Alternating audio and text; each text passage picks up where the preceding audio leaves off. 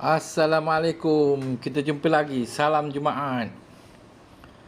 Kali ni yang boleh buat lagi satu latihan wash di kertas menggunakan media color batik. Kali ni potret cucu juga. Anak Cik Hawa kita, Heidi Mikael. So kali ni Abli lebih cermat sebab kulit baby dia halus dan cerah.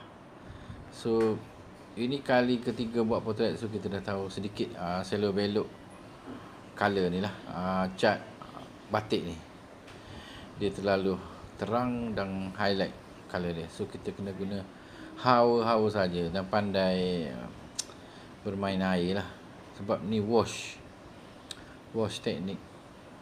Kalau salah-salah lah kan, dah tak boleh sapu dah.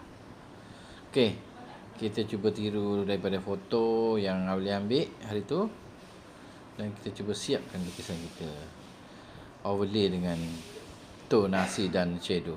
InsyaAllah kun fayakun. Harap step ni dapat membantu, dan siapa yang suka step ni boleh tolong Abli tekan like, subscribe. Okey, Alhamdulillah, memberi semangat Abli untuk share lagi lain kali. InsyaAllah. Selamat mencuba.